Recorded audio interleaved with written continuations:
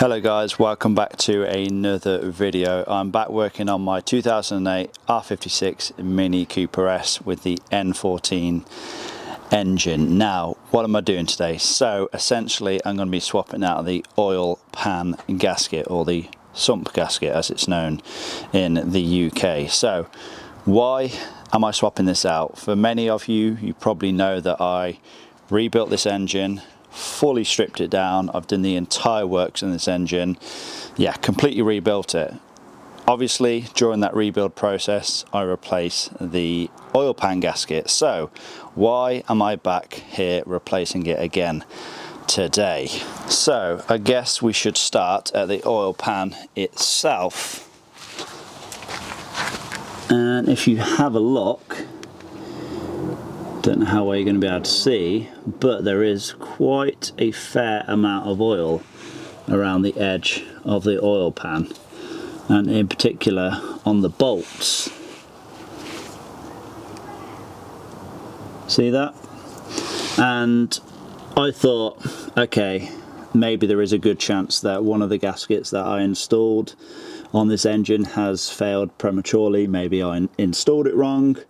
But then, after trying to locate the source of where this oil is coming from, I couldn't see it any higher up than the oil pan itself. You can actually see a bit of a mist slightly above it, and the majority of it is literally around the lip of the oil pan itself and on the bolts themselves as well. So why has the gasket failed then? So I installed a genuine L-ring oil pan gasket on this engine.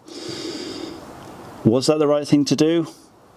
So apparently BMW from factory didn't even install a gasket on this engine. They actually just used an RTV sealant.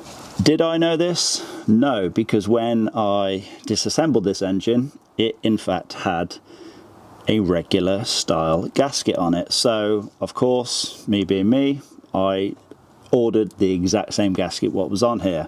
But turns out it's been brought to my attention now that yes, in fact BMW did not use a gasket from factory. So essentially I've got to remove this oil pan, remove the old gasket, and then use some of this L-ring Durco sealant. So what is the best way to tackle this then? So of course the sump itself, the oil pan, is just held in by a bunch of 8mm bolts.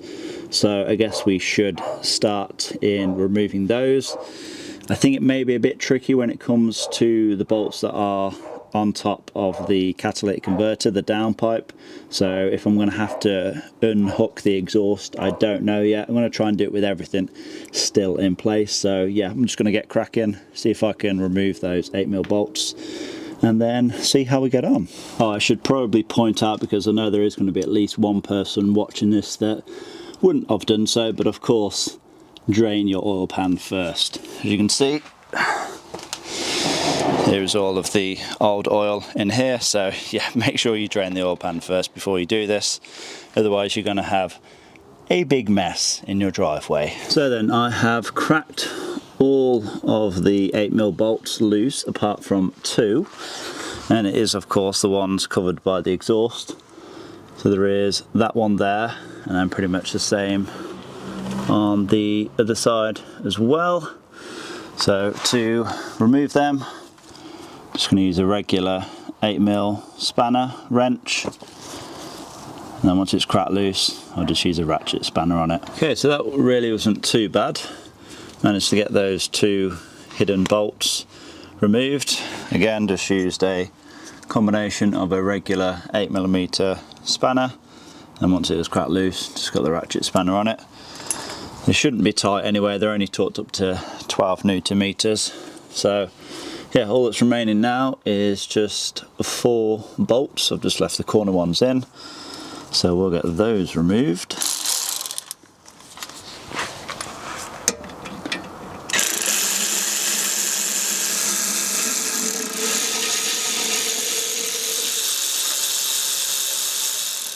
Let's see if I can maneuver this out now.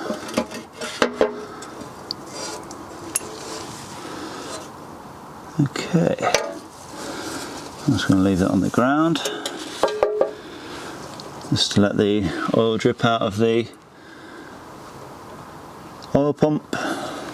Here's just a quick look at the inside of my engine for those that care. As you would expect, very clean after covering, well, just about 1,000 miles now since the rebuild. It's had new everything, like I said, new oil pump, the whole works.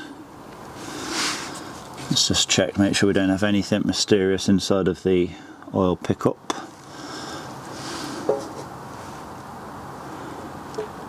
No, I think we're looking good in that. But yeah, you can definitely see this is where it's been leaking from.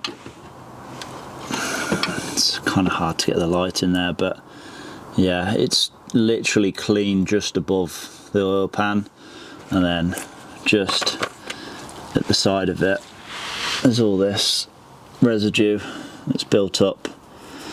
So yeah, this should definitely cure our leak, he says. It's obviously not going to take much, but I am just going to clean the mating surface up. I'll just use a rag and some brake cleaner just to get the old oil off, and then we can start prepping the sump for reinstallation. So I've gave the mating surface a good wipe off. I'm going to give it another wipe off though, because I do keep still getting some drips of oil run off. I'll do that just before I install the oil pan. I've also completely drained and cleaned out the oil pan. Like I said, it wasn't bad at all. Anyway, this is a brand new oil pan. It's only been on for 1,000 miles, but yeah, again, just gave the mating surface a good clean up, and now I'm going to start applying some of this RTV sealant. So I'm going to apply it on both sides of the bolt holes. I don't want this thing to leak again, so I'm kind of going to do a loop, go around like that, again, another loop, around here, another loop, and yeah, then we'll see how we're looking once we're done. We've got to be quite quick with this stuff though. I think it starts to go off in like 5 to 10 minutes, so yeah, I don't know if I'm going to show the whole process, but you kind of get the idea. Put the nozzle on this thing, apply some sealant to it, and then get it put into position pretty sharpish. Okay, so just so you kind of get the idea, here's how we're looking.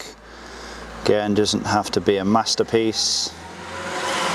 We just want even coverage on both sides of the bolt holes, and of course a thin seam in the ridges of the oil pan as well.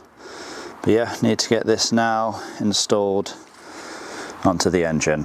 Got to be quite quick about this. Okay, so have all of the bolts now back in, finger tight. I'm now going to torque them all down to 12 Newton meters. Now, you're supposed to do this in a crisscross pattern, so I'm just going to kind of go from this side to diagonally. So I'll do all the corners first, then I'll just go across, work my way in. I'm not going to be too pedantic about it though. I'm more concerned about this sealant starting to go off. So yeah, let's just get all these bolts torqued down.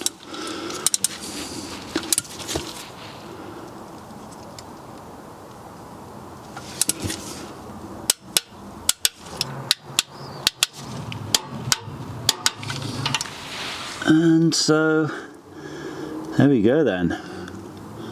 Oil drain pan and gasket done.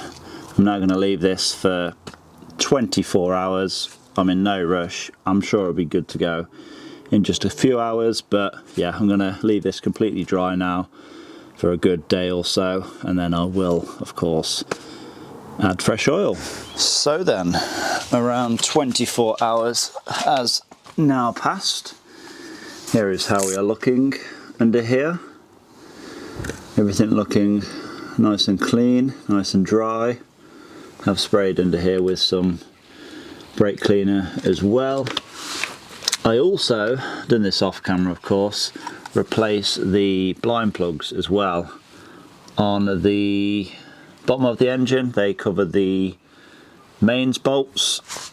The reason that I replaced them is because when it came to the rebuild of this engine, I forgot to install some sealant behind those plugs, so there is a chance that some oil could leak down the mains bolts themselves. So yeah, I've put some of the same RTV sealant behind those plugs all over the mains bolts, and then of course installed the new blind plugs themselves as well. I guess now though, it's just going to be a waiting game. Just gonna, you know, drive this around, give it a week, a month, and see if we have any more oil seepage. Also installed a new oil filter, and of course topped up the oil to the maximum as well, with fresh oil of course. Okay then, so oil pan gasket replaced. This is what the old one looks like, if you are wondering. I can't really see anything too wrong with this. There is a slight tear to the gasket material. Whether or not this would cause a leak as such, I don't know how that's happened. It looks like it's kind of been shredded a little bit from torquing down the bolts. I don't know. I mean, like I said, this is a genuine L-ring one, so I didn't expect it to leak, but there must be a reason why BMW and Mini are no longer fitting these gaskets. They're just going with the RTV sealant. They obviously had a case of a lot of them leaking, so yeah, hopefully we've now sorted the leaks. It's not what you want just after building you know, doing a full engine rebuild, but yeah, fingers crossed that's solved the issue. Hopefully this video has been easy enough to follow along. It's really not that difficult of a job. Yeah, very easy on this car, to be honest. I've, you know, worked on a hell of a lot you know, more difficult cars to work on, but yeah, relatively straightforward.